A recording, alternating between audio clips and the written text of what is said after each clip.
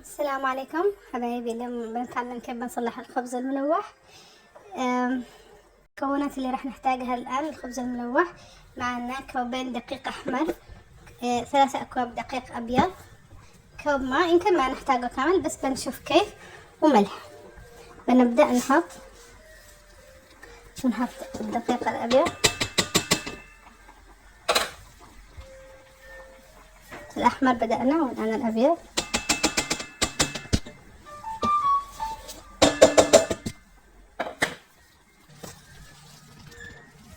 ملح، نحط الملح اللي نحسه مناسب،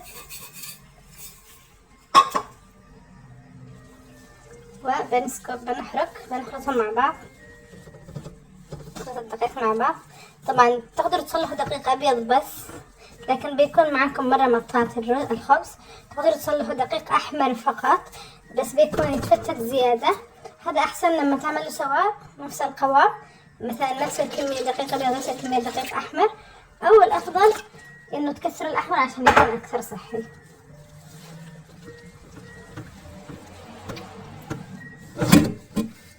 نستمر في العجن لحد تصير العجينة مرة متجانسة، نجلس نعجن لحد ما تكون العجينة مرة متجانسة. أنا بستمر بالعجن ووريكم الصورة الأخيرة. كل ما عجنت أكثر كل ما كانت العجينة أحسن. شوفوا قوام العجينة لازم تكون قاسية، شوفوا، لا تكون رطبة ولا تكون وكل ما كانت قاسية كل ما كانت أحسن وأسهل بالعجن. خلوها ترتاح. إذا قسيت زيادة تكون مرة حلوة الخبزة. خلصنا العجين، الآن قرصناها في صحن آخر، عملنا زيت عشان ننقل العجينة لبينها. شوفوا خرجناها الآن لبين الصحن، بنغطيها بنايلون نخليها ترتاح شوية. الآن بعد ما ارتاحت العجينة فتحناها، بناخذ أول وحدة،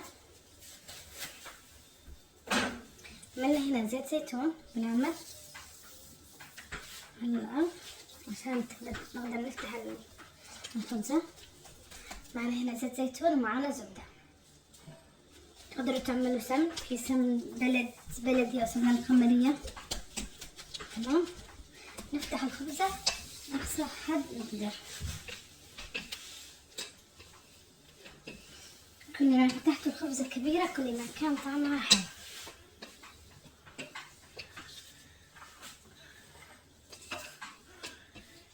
عادي لو قطعت ولا شي، بس أنا لأني مستعجلة الآن بس أوري لكم بس. أهم شي النتيجة، لا تخافوا لأنه إحنا الآن ما راح نجربها. لو قرصتوا الخبزة صغيرة كان بيطلع أحسن، لأنه بتفتح معاكم طبقة رهيفة جدا، وكل ما كانت رهيفة كل ما كانت طعمها مرة حلو وتطلع أقشر. طبعا اليوم راح أعلمكم أكثر من لفة، كيف تلفوا الخبزة بأكثر من طريقة. شوفوا الآن بنعمل من الزبدة شوي، ناخذ ملعقة صغيرة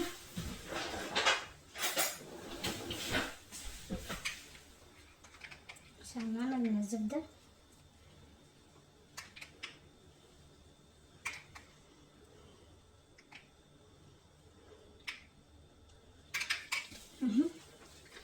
نحرك الزبدة بكل مكان عشان توصل لكل منطقة.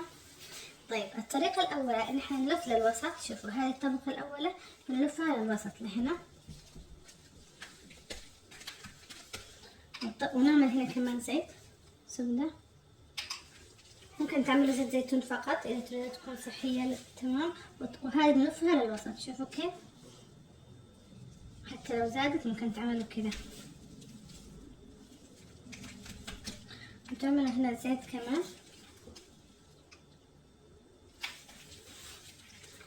وتعطفوها. شوفوا هذه الطريقة الأولى، عطفوها صغار، لأنه لما تعطفوها صغار هي تكون معكم طبقات كثيرة لما تفتحوها. هذه أول طبقة، أول وحدة. ثاني وحدة بنفكها بطريقة ثانية، راح نتعلم بنلفها، بنفكها نفس الفكرة بس بطريقة ثانية. شوفوا هي أسمك شوية لأني أريد أسوي بها حركة ثانية. شوفوا الآن كيف بنفتحها طبيعي نفس الطريقة.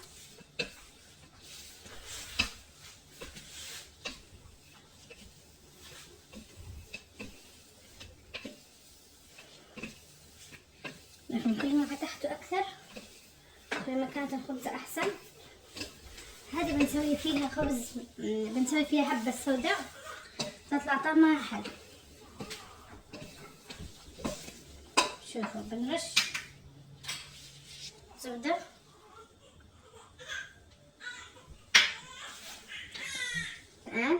نرش الآن حبة السوداء. هذه الطريقة مختلفة. حبة السوداء هذه لما تاكلوها مع العسل تطلع طعمها مرة حلو، العسل أو السيرب أو أي شيء عندكم. شو أوكي. بعدين بعد ما نكمل نرش حبة السوداء، نحب حبة السوداء نلفها بطريقة دائرية. شوفوا نلفها بطريقة صغيرة جدا دائرية. شوفوا كيف.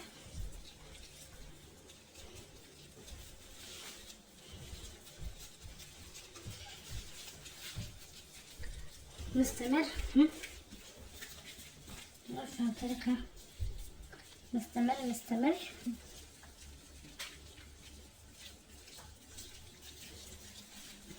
شوفوا النهاية كيف بيوقع شكلها. هذه بالنهاية بتكون حاجة ثانية وطعمها يطلع مرة حلو مع الخبزة مع شاي الحليب والعسل أو الدبس. شوفوا الآن أنا قربت بعد ما كملت أدورها. شوفوا كيف. بعد ما كملت الآن شوفوا بعمل كده، بمسكها من الوسط ولف دائرة.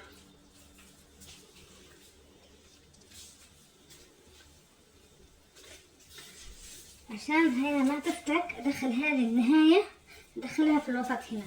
شوفوا كيف. واضغط كده. خلاص هذه الثانية. هذه بوريلكم بس طريقة اللفة الثانية. أجي فوقها حبة سوداء من الأولى بس عادي. الطريقة لللفة إن إحنا ممكن نعمل كده، نجيب طبقة لفوق الطبقة الثانية كده. هو إحنا الهدف منها إنها تكون طبقات كثيرة، نعمل ما بين الطبقات زبدة. وبعدين نجيب هذه الطبقتين ناخذهم للوسط كده ونرجع كده. كل ما عملتوا طبقات أكثر كل ما طلعت أحسن أكثر. بعدين زبدة هنا وبعدين ننطفها صغار نفس المرة الأولى.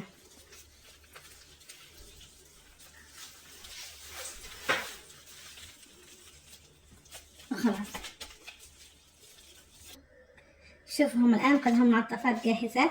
هذول اللي وريت لكم، هذول عملتهم ذا سيم واي، وهذا نفس الطريقة وهذه الدائرة. الآن بنشوفهم بعد ما نفكهم على النار. شوفوا الآن بنفتح هذه. شوفوا كيف بنفتحها. بنبدأ كذا نصغر الحواف.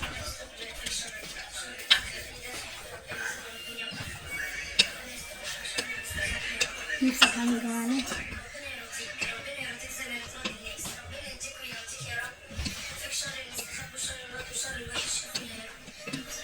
نحاول نخليهم مربع.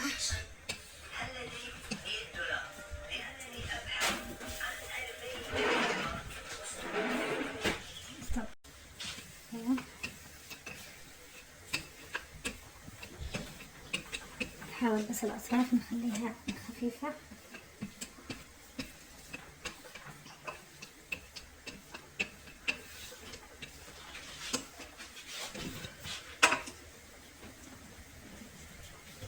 اوكي كده الآن صارت جاهزة. ناخذها على النار.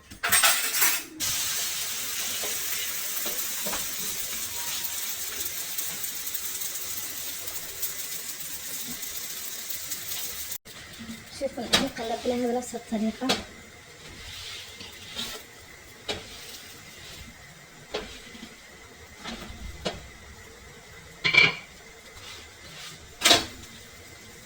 نستمر في التقليب على نار عالية. نضغط بهذا ضروري الضغط يطلعها مرة كريسبي مقرمشة، طلعها مرة حلوة مقرمشة ولذيذة. شوفوا هذه اللي شكلها مختلفة دائرة. شوف بنفتحها دلادلة عشان ما تتشفك.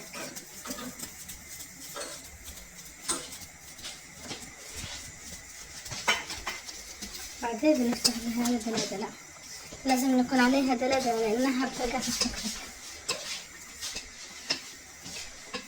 هذه ما بنقدر نصلحها مربع لأن هي أصلا كلها دايرة، بس هذه تطلع طعمها مرة حلو مع عسل أو دبس.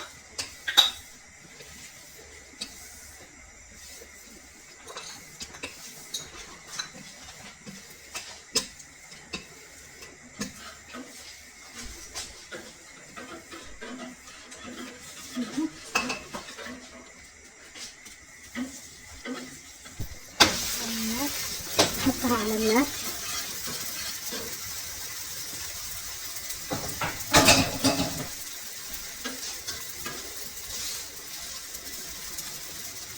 النار لازم تكون عالية. شوية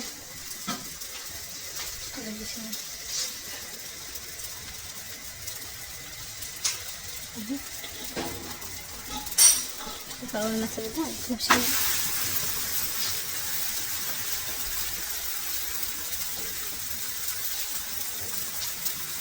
شوية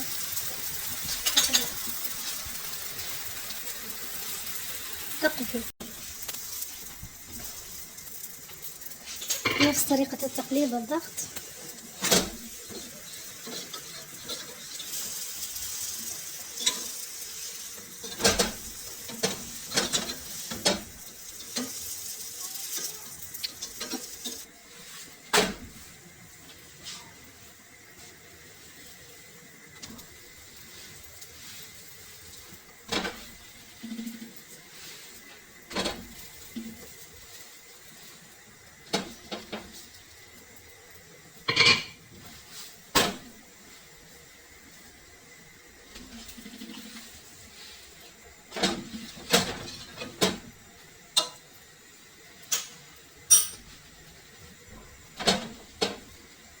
والآن صارت جاهزة،